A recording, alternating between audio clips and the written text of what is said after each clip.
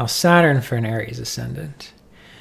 This is a very interesting planet for Aries because Saturn does very well helping to direct and control the fiery passion of an Aries ascendant and Mars in general. Again, this is one of the reasons why Mars is exalted in the sign of Capricorn. Because Mars is a very forceful, erratic, fiery, direct energy. It's like an intense light, an intense burning light.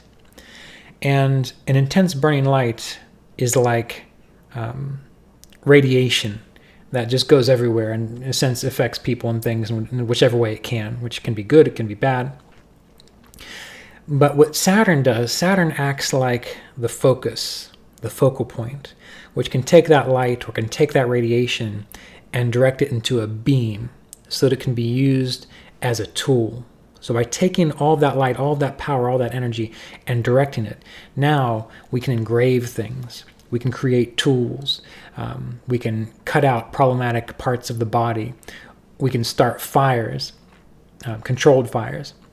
So Saturn and Mars, it's a very interesting combination because on one hand, Saturn for an Aries ascendant is one of the more difficult planets. It is the most malefic for an Aries ascendant because Saturn is a malefic and it rules the 10th and the 11th houses for an Aries ascendant.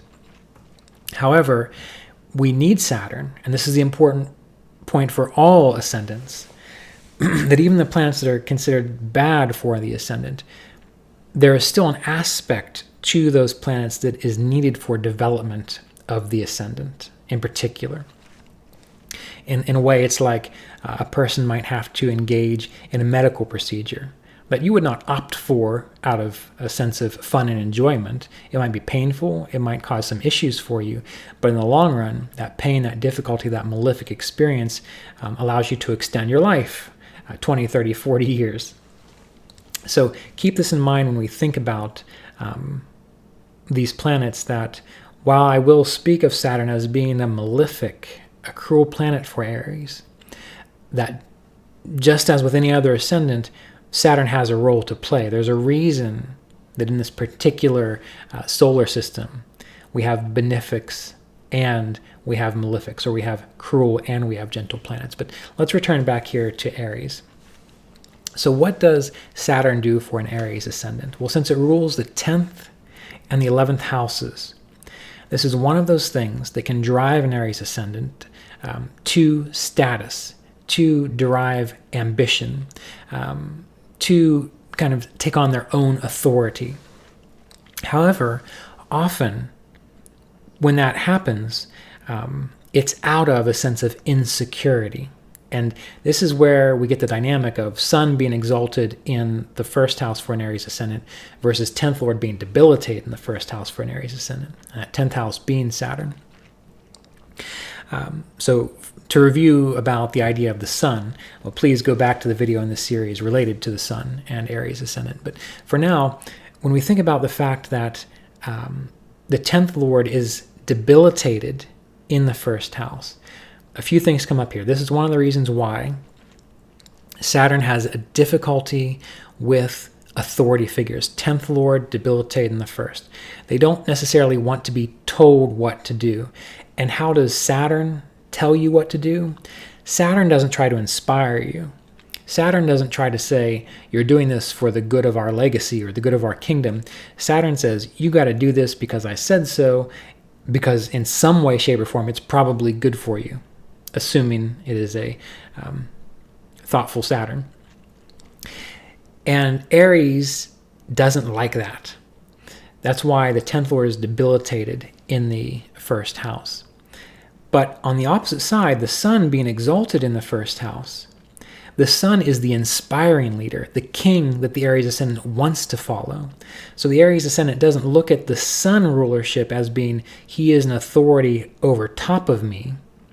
He looks at it as, this is the greatness that I am serving for the greater good of all. Again, the Sun being exalted in the first, as well as the fifth lord, which the sun is for an Aries ascendant, being exalted in the first. Now, when we think about the fact that Saturn also rules over the 11th house, which deals with status, which deals with awards, which deals with larger groups, this also points to the reason that Aries ascendants typically don't do well as a cog in the wheel of a larger group, unless they understand and truly know their purpose out of inspiration. And they will often be outside of a group or standing outside of a group. So they can be part of a group, but they're usually the ones on the periphery doing the work that other people don't necessarily want to be doing. So this is essentially why Aries ascendants typically like to maintain some form of separation from the group. And if they are putting themselves in an authority position, or if they are driving for status or success, not always, because sometimes it can happen naturally, but oftentimes an Aries ascendant really needs to stop and ask, am I doing this because I have something that I'm overcompensating for, something that I don't believe I'm good enough, so I have to drive and push hard to achieve it so I can prove it to myself. This is one of the things that can occur due to the fact that Saturn rules over the 10th and the 11th house for an Aries ascendant. So having Saturn exalted in the first gives these potential kinds of problems in regards to the blueprint, the idea of Aries. But what does it mean that we have Saturn exalted in the 7th for an Aries ascendant? Well, again, this does show us that when it comes to working with other people, the Aries ascendant generally can do well by being more separate from others, by having the capacity to work on one's own, to make one's own time, because that Saturn is exalted in the 7th, how it relates to other people, 7th house things. It can also show that Saturn is causing the Aries ascendant to develop a capacity to be humble along their way to success and along their way to fame. It can often make the Aries ascendant feel that other people are getting in the way of their capacity to be successful. So while we have to maintain that sense of space, that sense of distance, that sense of detachment, what the Aries ascendant is learning to do is to work in harmony with others, using one's skill sets while respecting the skill sets of others. Now, Saturn ruling the 10th and ruling the 11th can show a person having delayed success in life. The first house, where Saturn is debilitated, that's the more immediate experience one has. The 7th house, which is as far away from the ascendant as one can get, that usually relates to later in life. So having that exalted Saturn in the 7th is going to show that if an Aries ascendant can learn to be patient, if they can learn to do the hard, tedious work that Saturn wants them to do, that true success, not born out of overcompensation, true authority develops through time and through experience and through learning to maintain one's own independence while also being able to respect and work with other people. So these are the main ideas that we have to consider when it comes to Saturn and an Aries ascendant. And we always have to remember that Saturn in a particular quantity is very helpful for an Aries ascendant because it takes that wild, erratic, boyish, youthful zest for life and it puts it on a path.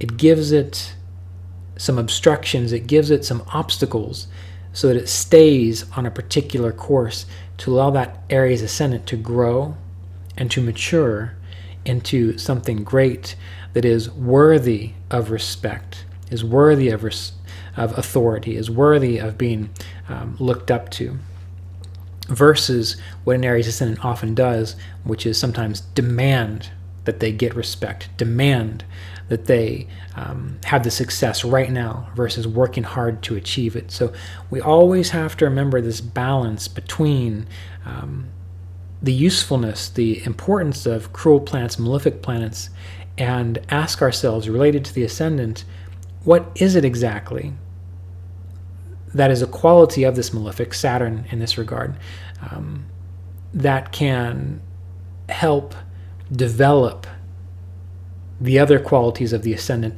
if those qualities were not controlled or if those qualities were not managed? How can we blend these things together so that we actualize what I consider to be the original or more evolved blueprint of the ascendant that we have in question?